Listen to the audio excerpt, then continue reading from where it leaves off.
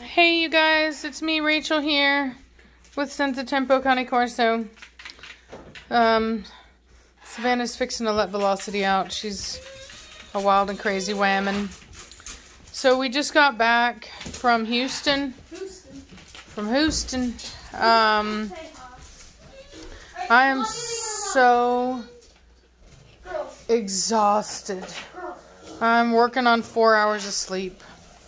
But I figured that I would just do a little video update for you guys. I'm not going to feed the puppies tonight. The vet said we never do the first night just because they're all under the... But they did eat this morning. So. Yeah, they ate this morning. It's just better. We took them in around... Oh, gosh. Oh, you're going to poop on your sibling. Please don't do that. Please don't poop on your sibling. So anyway, Mortigan, be quiet. Do you want me to show them the pretty guy? No. I'm having a hard time even forming words right now. So we left at 5 in the morning and, Mortigan, cut it out. Savannah, can you please feed him? I already fed him. No way. Yes, I did. I gave him his food. His food bowl's in there. Oh, okay. He's crying for Velocity then. Alright, so anyway, yeah, I woke up at 5 a.m., drove in the ice to Houston, dropped them off at 9:30, and then ran some you guys cut it out. Ran some errands. They were done by what, 12:30? Pretty early, yeah. Yeah, it was pretty quick, man. And then we headed home. Did a quick stop at Buc-ee's. Yeah, we did a quick stop at Buc-ee's, and it took me a hot minute to get home, but I got home. And anyway, all the puppies are tired. These are a really good bunch of puppies. They've been really quiet the whole drive there, the whole drive back. They're just really good. They're not on any kind of pain medication or anything like that. They're just totally fine. Thank you for the kisses. I love it. I'm falling asleep right now. I know, I'm so exhausted. I know that we're both running on. I know that there are going to be people that are going to have every time I do one of these videos, there's always people with strong emotions about cropping and docking, but that's the standard. The puppies are fine. And I always get people that ask why we do it. First and foremost, we do it because it's the standard and we show our dogs. We do it because our customers like it.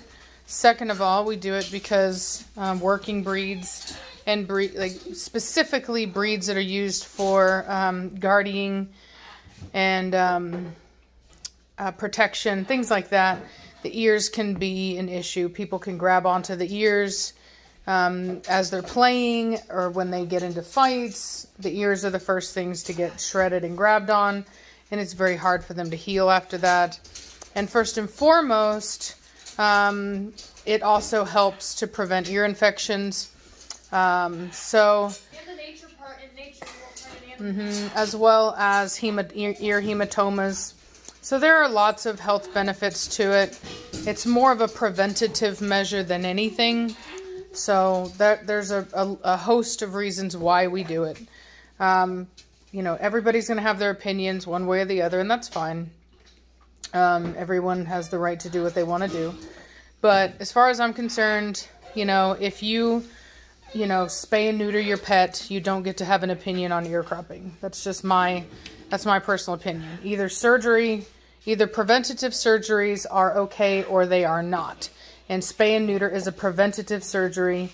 It is to prevent unwanted pregnancies in dogs, and ear cropping is to prevent unwanted injury, unwanted ear infection, and unwanted limitations to the ears. So it's preventative, and that's what it all is.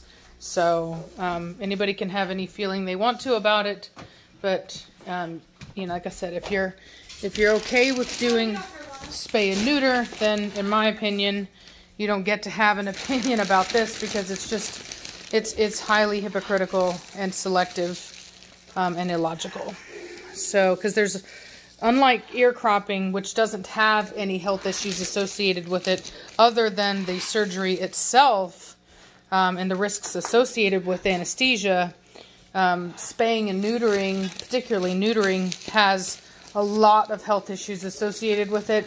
Life expectancy decreases, and a host of endocrine disorders. And so, Mama, is it 2 large cups or is it 1? I think it's endocrine disorders. I could be wrong. I'm super tired right now. What's up, Savannah? Is it 2 large cups and 1 small? Or Yeah, 2 large cups, 1 small. So anyway, so like I said, you got to do your research. Now, if you don't spay and neuter, and you don't want to crop and dock, by all means, judge away. You can judge as much as you want to, and that's your prerogative, and that's fine. But do I feel that it's in any way cruelty? No, it's done under anesthesia, just like any surgery. And it's an emotional argument to consider it abusive. That's an emotional argument, because abuse takes... Abuse by definition requires some type of physical pain. Like, there has to be, you know, abusiveness in it. It's not just, you know, the amputate. Like, because, for example, there are dogs that have their ears amputated after a really bad hematoma or injury, or they'll have their tails amputated after having happy tail, which is an injury to the tail. And nobody considers that abusive. So it really is an ideological argument, and not one that I'm particularly fond of wasting time on typically. But because I always get the questions every time, I figured, you know what? Go ahead and nip it in the bud. Answer those questions now and let you know why. And for those of you that have been watching for a long time, you've already heard me talk about this, so you guys already know. So, yeah. But as you can see, they're fine. They're all tired from the drive. Hey, psst, except for one. No. Hey, no, don't chew on that. So, they're not on any kind of pain medication other than probably residual, other than the residual anesthesia. Here, if you want to chew on something, chew on this. I got you a toy. Oh, that scared me. I was like, what? You guys have a piggy too. Mm-hmm. She's like, I don't know. She's like, no, not gonna happen. Yeah, we did get them some toys. Got them a little piggy. Yeah, we got them a little piggy. Oh, you got poop on your piggy. Yeah, you might want to wipe that off. There's poop. There's poops. Poop on the piggy. Poops. Poop on the piggy. Poop on the piggy. That woke him up. Mm-hmm. Go wipe it off for me. They're like, nah, I'm going back to bed. But they look really good. So after stacking them up, I think this blue female is going to be the one that I keep. Not 100% sure on that yet, but most likely yes. Are we gonna put those two back with Bella, or do you think they're good? She was trying to get in her room, but now I think she's fine. I don't know. Yeah, I mean, I think she just wants to clean up after them now. It's more of like, let me clean yeah. up. I just don't want her licking the ears. That's the problem. Let him sleep, Savannah. Hey, aggressive. Very aggressive. Hi. Well, we did move them into the bigger box last night. This is the larger box. They only have a little under 2 weeks. They turn 7 weeks old this Saturday and 8 weeks old next Saturday. And at that point, then they can start going home. So, and then at that point, then I can, pretty soon I'll be choosing my puppy. Like I said, I've been stacking up puppies. Is it you? Maybe it's her. I don't know. There's 2 dark blue females that I've been looking at. I've stacked them up and they look the best. The one with the shorter tail I was looking at, but she ended up kind of losing her structure. And it's just not quite what it needs to be. Another one that looks good structurally, but she's small in bone, is the female with quite a bit of white on her. My God, I love you. You are so cute. You look just like your Faja. Just like your Faja. So, anyway, unfortunately we have the one puppy that got the pneumonia.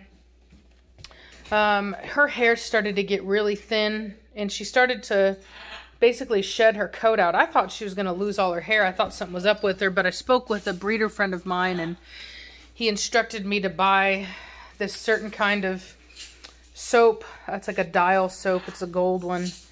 And told me to wash her in it. And sure enough, man, wild enough, it literally stopped doing it. And her hair started to grow back.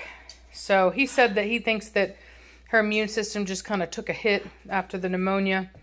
And that probably was like a bacterial thing. So that soap is antibacterial. So I've given her 2 baths in it so far, but the vet looked at her today and he said she's fine. So he said he would be worried about it if it was localized, like, you know, spots on the head, things like that. But anyway, but it's starting to get thicker already. Everybody else, all the other ones are fine. So anyway, I'm exhausted. I'm going to drink my coffee and go to bed because I really need to recharge. So hope you guys are having a good night, and I'll talk at y'all later. Bye.